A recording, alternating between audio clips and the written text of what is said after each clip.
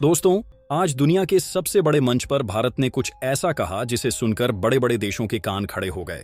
विदेश मंत्री एस जयशंकर और सुप्रीम कोर्ट ने संयुक्त राष्ट्र यानी यूएन को दो टूक शब्दों में ऐसा जवाब दिया कि उसकी गूंज पूरी दुनिया में सुनाई दी। बात शुरू हुई यूएन के उस फैसले से जिसमें उसने भारत में रह रहे प्रवासियों को शरणार्थी कार्ड यानी रिफ्यूजी कार्ड देने की बात कही थी ताकि वे भारत में कानूनी तौर पर बस सकें। सुनने में यह मानवीय कदम लगता है, लेकिन भारत ने इसे सख्ती से खारिज कर दिया। जयशंकर ने साफ कहा, दूसरों की मदद करना बुरा नहीं है, लेकिन इसका मतलब यह नहीं कि दुनिया भर के शरणार्थियों को बसाने की जिम्मेदारी सिर्फ भारत की है। भारत पहले से ही लाखों तिब्बती, श्रीलंकाई, अफगान और रोहिंग्या शरणार्थियों को शरण दे चुका है। 146 करोड़ की आबादी वाले देश के सीमित संसाधन पहले अपने नागरिकों के लिए हैं, न कि दुनिया के हर शरणार्थी के लिए। सुप्रीम कोर्ट ने भी भारत के पक्ष में कहा कि चूंकि भारत ने 1951 की शरणार्थी संधि और 1967 के प्रोटोकॉल पर हस्ताक्षर नहीं किए हैं, इसलिए यूएन का रिफ्यूजी कार्ड भारत में कानूनी मान्यता नहीं रखता। जयशंकर ने साफ संदेश दिया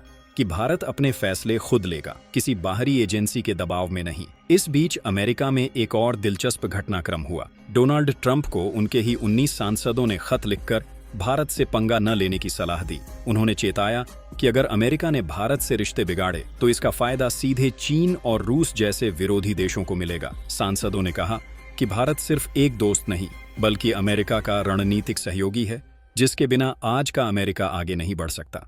वहीं दूसरी ओर रूस में एक अहम बैठक हुई जिसमें भारत, चीन, पाकिस्तान और अफगानिस्तान के प्रतिनिधि शामिल थे। चर्चा थी अफगानिस्तान के भविष्य को लेकर और अंत में जारी संयुक्त बयान में कहा गया कि किसी भी बाहरी देश द्वारा इस क्षेत्र में सैन्य अड्डे बनाना शांति के लिए खतरा होगा। भारत ने भी इस बयान पर हस्ताक्षर किए, जिससे यह संदेश गया कि भारत किसी भी बाहरी दखल के खिलाफ है। लेकिन सबसे बड़ा फैसला तब आया जब रूस ने भारत से तेल के भुगतान में चीनी करेंसी युआन अपनाने को कहा और भारत ने दो टूक जवाब दे दिया, ना।